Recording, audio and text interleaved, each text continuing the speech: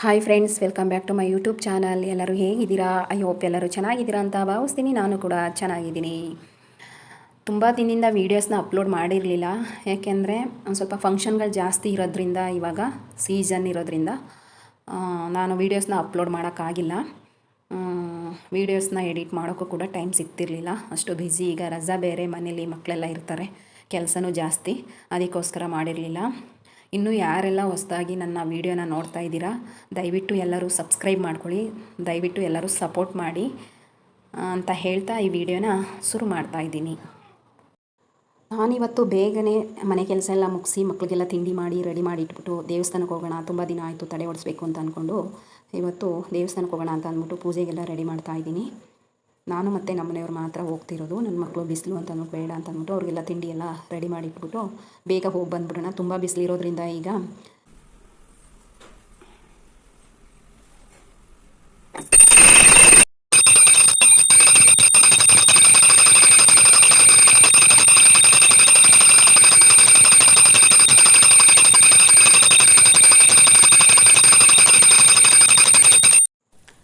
ಬೆಳಗಿನ ತಿಂಡಿಗೆ ನಾನು ಇವತ್ತು ಪಲಾವ್ಗೆ ನನ್ನ ಮಕ್ಕಳಿಗೆ ಬೆಣ್ಣೆ ಅಂತಂದರೆ ತುಂಬ ಇಷ್ಟ. ಅದಕ್ಕೋಸ್ಕರ ಬಿಸಿ ಬಿಸಿ ಪಲಾವ್ ಮೇಲೆ ಬೆಣ್ಣೆ ಹಾಕ್ಕೊಟ್ಟಿದ್ದೀನಿ. ಹಾಗೆ ತಿಂಡಿ ಎಲ್ಲ ಮುಗಿಸಿ ನಾನು ಮತ್ತು ನಮ್ಮನೆಯವರು ಇಬ್ಬರೇ ಬಂದಿದ್ದು ದೇವಸ್ಥಾನಕ್ಕೆ. ಇಲ್ಲಿ ಚಂದಗೌನಹಳ್ಳಿ ಅಮ್ಮ ಅಂತ, ನಾನು ಚೆನ್ನಗಳಮ್ಮ ಅಂದಿ ಅದೇ ಅಭ್ಯಾಸ ಆಗ್ಬಿಟ್ಟಿದೆ. ಇಲ್ಲಿ ಹೊರಗಡೆನೇ ಎಲ್ಲ ಪೂಜೆ ಮಾಡ್ಕೋಬೇಕು. ಹಣ್ಣು ಕಾಯಿ ಎಲ್ಲ ಇಟ್ಟು ಹೊರಗಡೆ ಪೂಜೆ ಮಾಡಿಕೊಂಡು ಪೂಜೆ ಮಾಡಿರೋ ಪೂಜೆ ಸಾಮಾನ ಅಲ್ಲಿ ಹೋಗಿ ದರ್ಶನ ಮಾಡಿಕೊಂಡು ನಮಸ್ಕಾರ ಮಾಡ್ಕೊಂಡು ಬರೋದಷ್ಟೇ. ಒಳಗಡೆ ಏನು ಹಣ್ಣು ಕಾಯಿ ಇಟ್ಟು ಪೂಜೆ ಮಾಡೋಕ್ಕೆ ಬಿಡೋಲ್ಲ. ನಾವು ಅದಕ್ಕೆ ಹಣ್ಣು ಕಾಯಿ ಎಲ್ಲ ಇಟ್ಟು ಪೂಜೆ ಮಾಡಿಕೊಂಡು ಒಳಗಡೆ ಕ್ಯೂನಲ್ಲಿ ಏನು ನಿಲ್ಲಿಲ್ಲ. ತುಂಬ ಬಿಸಿಲಿರೋದ್ರಿಂದ ನಾವು ನಿಂತ್ಕೊಳ್ಳೋಕೆ ಆಗ್ತಿರಲಿಲ್ಲ. ಅದಕ್ಕೋಸ್ಕರ ಬೇಗನೆ ಹೊರಗಡೆನೇ ಪೂಜೆ ಮಾಡಿಕೊಂಡು ಮನೆ ಕಡೆ ಹೊರಟ್ವಿ. ಹಾಗೆ ಬರ್ತಾ ಈ ಬಿಸಿಲಿಗೆ ತುಂಬ ಬಾಯಾರಿಕೆ ಆಗ್ತಿತ್ತು.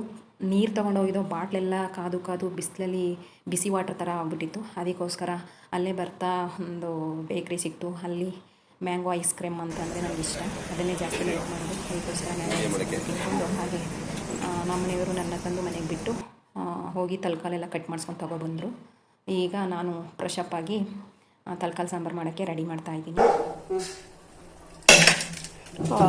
ಮೂಳೆ ಏನಮ್ಮ ಅನ್ಸೋನು ಗೊತ್ತು.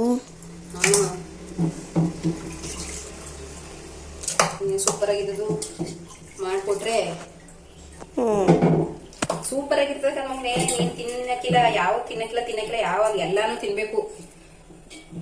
ಮಟನ್ ಚಿಕನ್ ಎಲ್ಲನೂ ತಿಂದು ಅಭ್ಯಾಸ ಮಾಡಬೇಕು ಈಗಲಿಂದನೇ. ನಾನು ಮುಂದೆ ಆಗ ತಿನ್ಬೇಕು ಅಂತಂದ್ರೂ ತಿನ್ನಕ್ಕಾಗಲ್ಲ.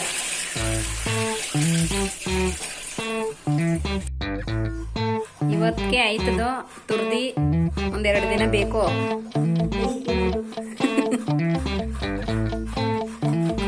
ಬಾಕು ನಾನೇ ತುರ್ಕೋತೀನಿ.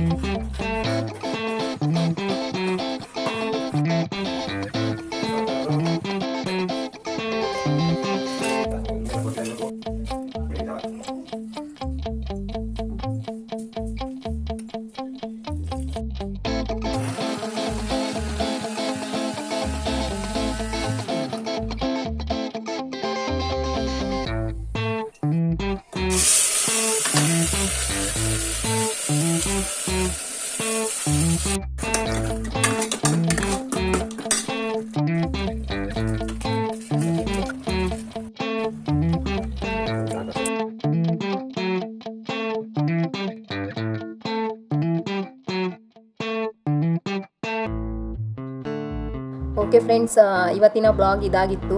ಇವತ್ತಿನ ವಿಡಿಯೋ ಇಷ್ಟ ಆದರೆ ಲೈಕ್ ಮಾಡಿ, ಶೇರ್ ಮಾಡಿ, ಕಮೆಂಟ್ ಮಾಡಿ. ಹಾಗೆ ಇನ್ನೂ ಯಾರೆಲ್ಲ ಸಬ್ಸ್ಕ್ರೈಬ್ ಮಾಡ್ಕೊಂಡಿಲ್ಲ ದಯವಿಟ್ಟು ಸಬ್ಸ್ಕ್ರೈಬ್ ಮಾಡ್ಕೊಳ್ಳಿ. Thank you for watching. Bye.